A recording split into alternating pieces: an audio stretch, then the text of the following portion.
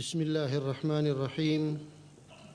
الحمد لله الذي جعل الجهاد سبيلا لدحر الطغاة والبغاة والخوارج المارقين، وجعل الإعداد والرباط طريقا للعزة والغلبة والتمكين، والصلاة والسلام على المبلغ الأمين وعلى آله وأصحابه رجال العلم والتدبير والتوكل واليقين، وعلى من حذا حذوهم وسلك سبيلهم إلى يوم الدين. وبعد، وعن أنس رضي الله تعالى عنه قال: كان رسول الله صلى الله عليه وسلم أحسن الناس وأجود الناس وأشجع الناس. قال: وقد فزع أهل المدينة ليلة سمعوا صوتا. قال: فتلقاهم النبي صلى الله عليه وسلم على فرس لأبي طلحة عرى وهو متقلد سيفه، فقال: لم تراعوا. رواه البخاري. الحمد لله ثم الحمد لله. ډیر د خوشی ځای دی چې هیواد مخبلواک او لسرتاسري امنیت څخه برخمن دی. د اشغال او فساد ټول ناخوالي او د واک جزیرې لمنځه تللي.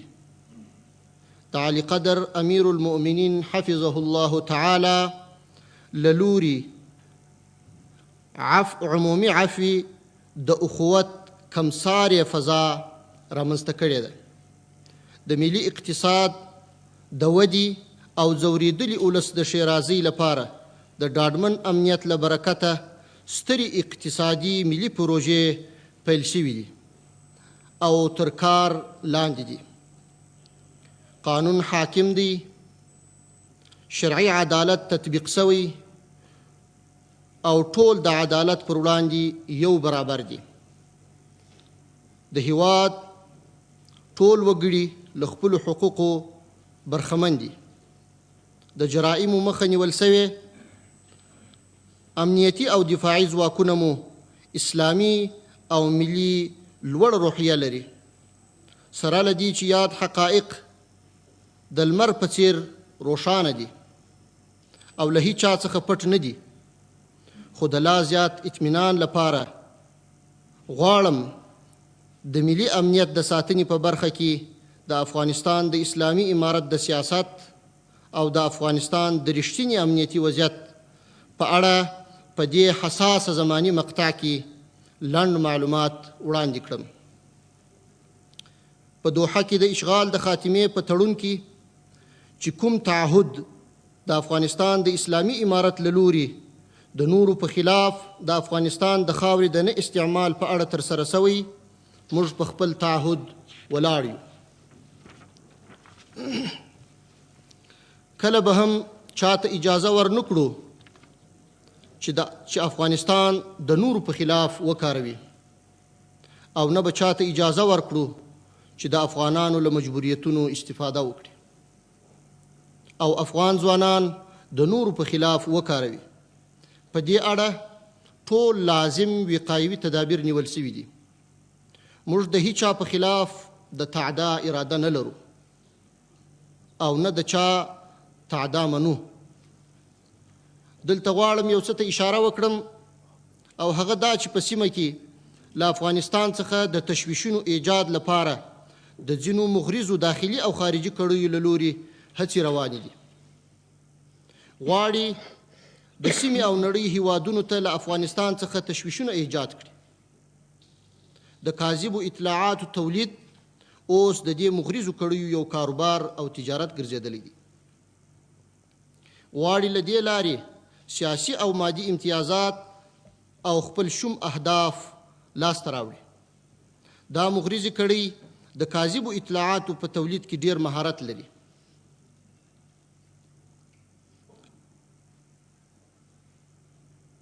موږ د کاذبو اطلاعاتو د تولید دا کړی شی پیژنو. متاسفانه ملګري ملتونه او په خاصه توګه د امنیت شورا د دې کاذبو اطلاعاتو ښکار شوی.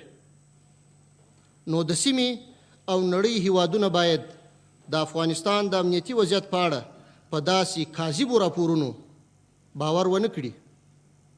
زموږ د تفاهم لارې د هر چا پر مخ خلاصې دي. کولی شي د هر ډول تشویش په اړه ځانونه مطمئن کړي. لله الحمد، در افغانستان امنیت سرتاسری تامین است. واقعات حلقات شریر و فتنه‌گران در این 12 ماه در مقایسه با 12 ماه گذشته 90% کاهش یافته است.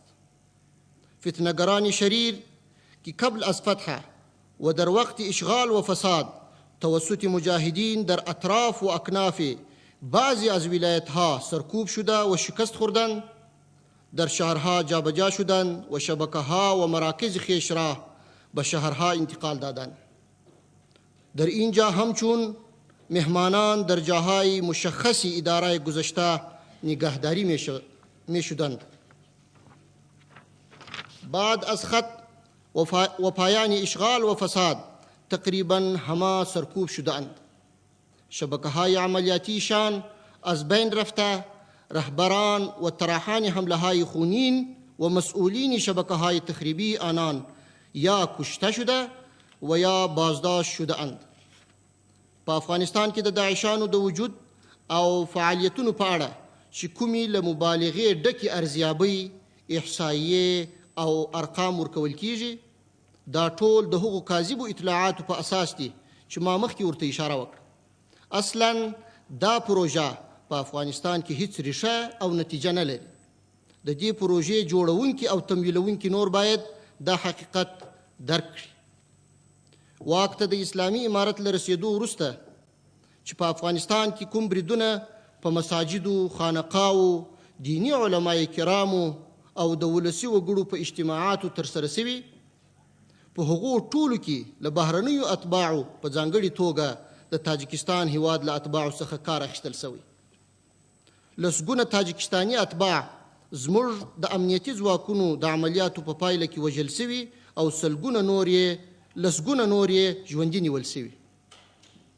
همدغه راز په 2مه درجه کې د زیاتو بریدونو په تنظیم کې پاکستاني اتباع ښکیل وو. له 10 زیات پاکستاني وګړي زموږ د امنیتي ځواکونو په عملیاتو کې وژل شوي او سلګونه نور یې ژوندي نیول شوي دي.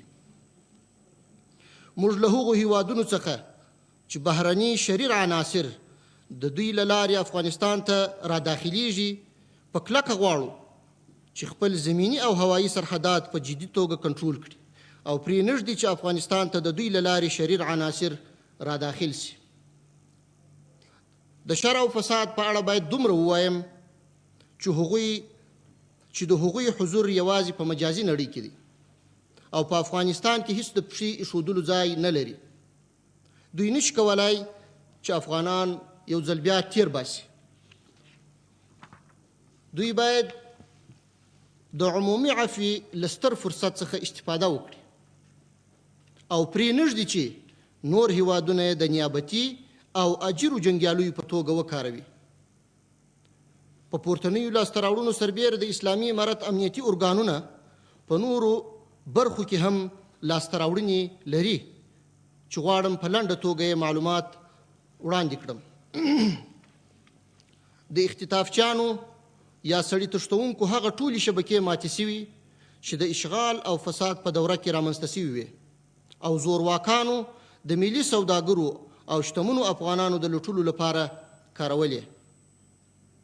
واک ته د اسلامي امارت له رسېدو وروسته د هغې جدي مبارزې په پایله کې چې د اختطافګرو پر ضد ترسره شوې، سلګونه اختطافګر نیول شوي او وژل شوي دي. د دوی له ناولو منګولو له 200 څخه زیات افغانان ژغورل شوي دي. یوازې په تیرو 12 میاشتو کې سلګونه اختطافګر نیول شوي او تر 25 تنو پورې د امنیتي ځواکونو په ځانګړو عملیاتو کې وژل شوي دي او د دوی له منګولو څخه تر 50 پورې هیوادوال را آزاد شوي دي. اوس موږ په افغانستان کې د اختطاف کومې د پام وړ پیښې یا قضیې نه لرو او د اختطاف د جرم کچه تقریبا 0 ته راکښته شوې. ملي سوداګر او شتمن افغانان چې د اختطافګرو مهم اهداف وو باید ډاډه واوسیږي. بر علاوه اختطافگران باندهای اجرتی و دزدان مسلح که در دوران اشغال و فساد به میان آمده بودند از سوی زورمندان اداره قبلی بر ضد حریفانشان استفاده می شدند از بین رفتند. در 12 ماه صدها تن از دزدان مسلح و غیر مسلح بازداشت و یک تعداد آنان در نتیجه عملیات نیروهای امنیتی کشته شدند. در مقایسه با 12 ماه گذشته گراف سرقت‌های مسلحانه و غیر مسلحانه به گونه چشمگیری کاهش یافته است.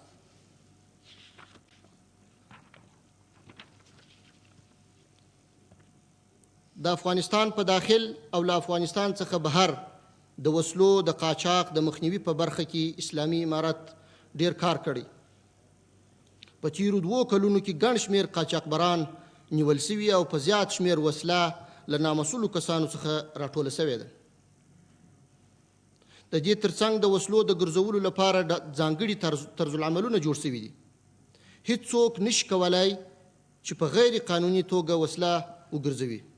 په افغانستان کې د تیرې ادارې څخه د پاتې وسلو، مهماتو او پوځي وسایلو په اړه غواړم ووایم چې هغه ټول خوندي دي، په مسؤلو لاسونو کې دي او د خوندیتوب لپاره زیات اقدامات ترسره شوي دي او په خپلو ارګانونو کې ثبت شوي دي او ترڅنګ یې یو مستقل کمیسیون ایجاد شوی چې په عمومي توګه دغه ټول وسایل له ځان سره ثبت او خوندیتوب یې تضمینوي.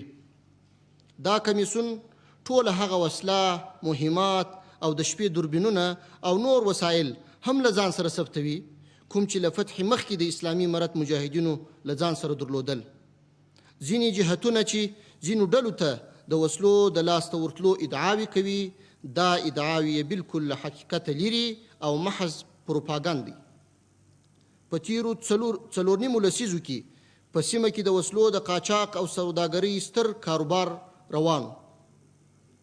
اوس هم په ځینو ګاونډیو هیوادونو کې د دې وسلو د تولید، قاچاق او پلور ستر مرکزونه وجود لري. همدغه راز د قیمتي ډبرو، تاریخي اثارو، چارتراشو او خارجي اسعارو د قاچاق د مخنیوي په برخه کې په تیرو 12 میاشتو کې امنیتي ځواکونه زیاتې لاسته راوړنې لري او د قاچاق مخه یې په 90% نیولې ده. د علي قدر امیر المؤمنین حفظه الله تعالی د فرمان په اساس چې د مخدره موادو د کښت او قاچاق د ممنوعیت په اړه صادر شوی دی، د امنیتي ځواکونو له لوري دا فرمان په ډیر ښه شکل باندې تطبیق شوی. د مخدره موادو د کښت او قاچاق مخنیوی شوی.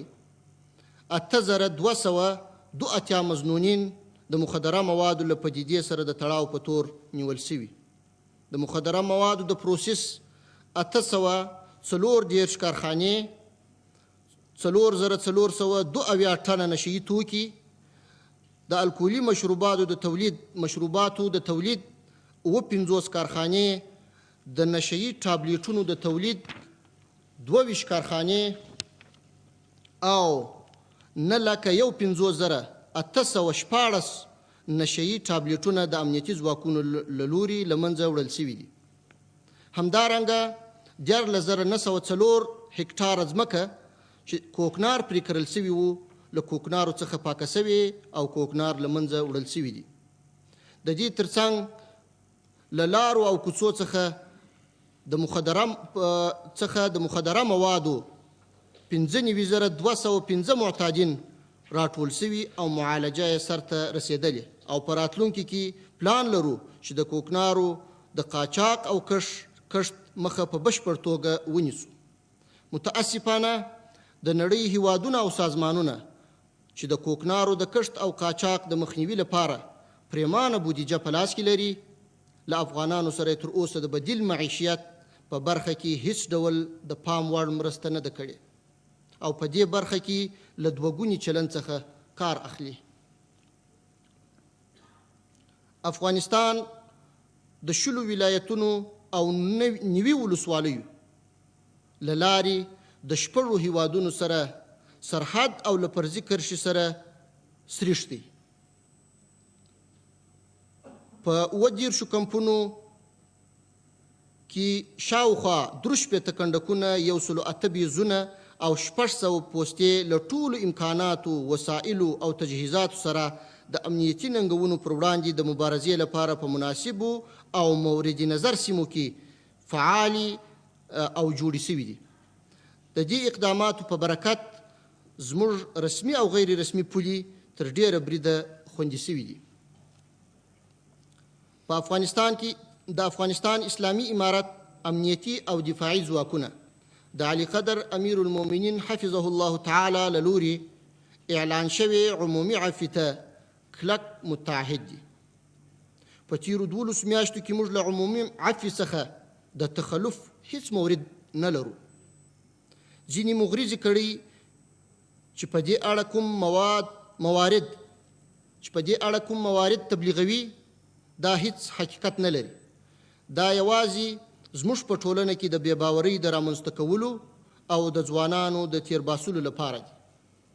دا موارد زیاتره څېړل شوي د شخصي دښمنیو پایلې دي او په محاکمو کې یې دوسیې تر تعقیب لاندې دي. الحمدلله د اسلامي امارت د امنیتي او دفاعي ځواکونو د ستړیاو او هڅو په برکت د افغانستان د ټولو وګړو ټول هغه حقوق چې اسلامي شریعت ورکړي خوندي دي او امنیت یې تامین دی. د لږکیو په حقوقو د تیري په اړه چې کوم تبلیغات کیږي دا هیڅ حقیقت نه لري. ځینې مغرضې کړۍ چې خپله د داسې تیریو سابقه لري دا تبلیغات یوازې د نورو په اشاره د خپلو شومو اهدافو د لاسته راوړلو لپاره کوي. د امنیتي ځواکونو په ځانګړې توګه د پولیسو مسلکیتوب ته زیات پام شوی. د نظامی امنیتي مسلکي زده کړو ټول مراکز فعال دي. په نصاب کې د عصر د مقتضا مطابق ځینې تعدیلات راوستل شوي. تر ډیره حده اوس د امنیتي ځواکونو چلن مسلکي شوی. په دې برخه کې غواړم یو تشویش چې کله یې ځینې مغرض نړیوال سازمانونه په ځینو نړیوالو غونډو کې ایجادوي وضاحت ورکړم. هغه دا چې زموږ د امنیتي ځواکونو ټول هغه اقدامات چې د جرائمو د مخنیوي په اړه یې پورته کوي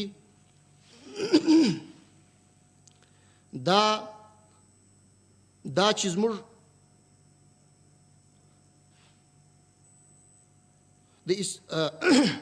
د جرائمو د مخنیوي په اړه چې کوم اقدامات ترسره کوي د اسلامي شریعت په اساس جوړ شوو قوانینو، فرمانونو او حکمونو له مخې ترسره کیږي. موږ هیڅ ډول غیر قانوني گرفتاری نه لرو او غیر قانوني زندانونه شتون نه لري. د علي قدر امیر المؤمنین حفظه الله تعالی د ځانګړي فرمان له مخې د مظنونینو تعذیب او شکنجه او په توقیف کې د محکمې له حکم پرته له خپلې ټاکلې مودې څخه زیات ساتل په مطلق ډول بند دي. بندیانو ته د تحقیقاتو په دوران کې هیڅ ډول جسمي او روحي تعذیب نه ورکول کیږي. هر چا چې د علي قدر امیر المؤمنین حفظه الله تعالی له فرمان څخه تخلف کړی فورا نیول سوی او مجازات سوی. په دې اړه په تیرو 12 میاشتو کې لسګونه متخلفین نیول سوي او مجازات سوي. د یادونې وړ ده چې له فرامینو، حکمونو او قوانینو څخه د سرغړونې د مواردو د څیړنې او سرغړونکو ته د مجازات لپاره ځانګړي نظامی محاکم او د تعقیب او نظارت لپاره ځانګړې اداره رامنځته سوې او په امنیتي او دفاعي ارګانونو کې ځانګړي تشکیلات هم د دې لپاره وجود لري. د دوی دروازې د هر چا پر مخ خلاصې دي او له هر چا سره چې زیاتی کیږي په ډیره اسانۍ سره کولای شي د یادو تشکیلاتو له لارې د خپل حق غوښتنه وکړي.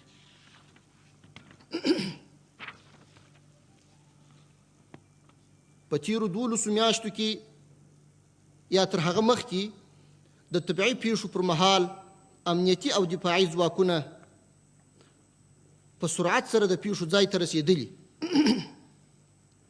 او له خپلو زمیني او هوایي امکاناتو یې کار اخیستی او په اغیزمنه توګه یې د ژغورنې عملیات ترسره کړي. ترڅنګ یې له متضرره هیوادوالو سره له خپلو معاشاتو نقدي مالي مرستې هم سرته رسولي. بیلګه یې په هرات کې د زلزلې ځپلو سره د ژغورنې عملیات او د دوی سره لسګونه میلیونه افغاني مالي نقدي مرستې دي. همدغه راز امنیتي او دفاعي ځواکونه هیواد ته په اجباري ډول د راستنېدونکو افغان مهاجرینو د انتقال او ځای پر ځای کولو په برخه کې د مهاجرینو ستونزو ته د رسېدو د عالي کمیسیون په چوکاټ کې زیاته مرسته کړې او له خپلو ټولو امکاناتو څخه یې کار اخیستی او د دوی د امنیت لپاره یې فوق العاده امنیتي اجراءات پلانونه جوړ او عملي کړي دي. برای اخراج افراد مفسد از صف امارت اسلامی در 12 ماه گذشته بسیار زیاد کار صورت گرفته است. افرادی که با مهارت‌های خاص در صف امارت اسلامی جابجا شده بودند و سبب ایجاد بی‌اعتمادی میان دولت و رعیت می شدند اخراج شده و بالای کسانی که هنوز باقی ماندند کار جریان دارد. امارت اسلامی متعهد است که در صف خود کسانی را اجازه ندهد که سبب آزار و اذیت مردم و رعیت می شوند. د سرتاسري امنیت د ټینګښت او د امنیتي ځواکونو پورتنۍ لاسته راوړنې د اسلامي شریعت د بشپړ تطبیق او حکم بما انزل الله برکت دی. په تیرو 12 میاشتو کې د اسلامي امارت د شرعي محاکمو له لوري په ټولیز ډول له 46,000 څخه زیاتې جزایي دوسیې حل او فصل شوي. له دې جملې څخه 13,340 قضیې جنایي ملکي، 2,109 قضیې د عامه امنیت او اداري فساد او 4,211 قضیې د نظامي منصوبینو اړوند دي. په دې ټولو قضیو کې د اسلامي شریعت په اساس حکمونه صادر او فیصلې ترسره شوي دي او زرګونه مجرمین مجازات شوي دي. د افغانستان مسلمان ملت او د اسلامي امارت ټول مجاهدین باید مطمئن واوسیږي. موږ به کله هم د اسلامي شریعت په تطبیق کې نه غفلت وکړو او نه به په بغیر ما انزل الله حکم وکړو. زموږ په داخلي او خارجي سیاست کې دوستی او دشمنی د اسلامي شریعت د لارښوونو له مخې ده. موږ د امنیت د ټینګښت په برخه کې د خپل مجاهد ولس له همکارۍ څخه مننه کوو او ستایو او ترې غواړو چې د ناوړه امنیتي پیښو د مخنیوي په موخه له خپلو امنیتي ځواکونو سره لا ډېره مرسته وکړي او خپل شرعي او ملي مسئولیت ادا کړي. نیروهای امنیتی در تمام نقاط کشور به دشمن فرصت هیچ گونه تحرک را نمیدهند. نظر به آیات صریح قرآن کریم، احادیث مبارکه، فیصله و فتوای هزاران تن از علماء کرام، هر گونه حرکت نظامی بر علیه نظام اسلامی بغاوت شمرده می شود و هر آن کسی که بر علیه نظام اسلامی بغاوت کند مجاهدین ما متحد هستند که آنها را از بین ببرند. د افغانستان د اسلامي امارت امنیتي کمیسیون له خپلو ټولو امنیتي او دفاعي ځواکونو څخه مننه کوي چې د اسلامي شرعي نظام د راوستلو، ساتلو او د ګرانو هیوادوالو ته د ډاډمن امنیت د تامین په برخه کې یې له هیڅ ډول ستړیا او سرښندنې څخه دریغ نه دی کړی. تاسې زموږ اتلان یاست. تاسې ټول اسلامي امت او مجاهد ولس ته ویاړ ور په برخه کړ. موږ پر تاسې ویاړو. الله دې تل تاسې ژوندي او سرلوړي لري. په پای کې غواړم د اسلامي امت د ستر مشترک غم او درد په اړه د افغانستان د اسلامي امارت او د افغانستان د مجاهد ولس په استازولۍ خپل ژوره خواخوږي او خپل د زړه درد وړاندې کړم. په غزه کې چې د غاصبو اسرائیلو له لوري کوم ظلم، وحشت او قتل عام روان دی، دا د نړۍ په تاریخ کې کمساری دی. موږ دا ظلم او وحشت په تر ټولو کلکو ټکو غندو. په ټولو اسلامي هیوادونو او مسلمانانو غږ کوو چې د دې ظلم او وحشت پر وړاندې په قوت خپل غږ پورته کړي. د افغانستان اسلامي امارت د فلسطین قضیه د ټول اسلامي امت قضیه ګڼي.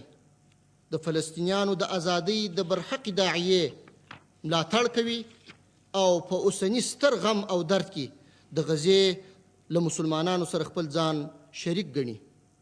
د غاصبو اسرائیلو هغو ملاتړو ته چې د بشر د حقوقو تش په نامه شعارونه یې ورکول په ډاګه کوو چې ستاسو اوسنی سیاست د غزې د مسلمانانو په حق کې له دوه مخیتوب او ظلم څخه ډک دی. تاسو باید له دې ناوړه سیاستونو څخه لاس واخلئ او له بشریت سره دا کلکه دښمني پرېږدئ. واخر دعوانا ان الحمد لله رب العالمين.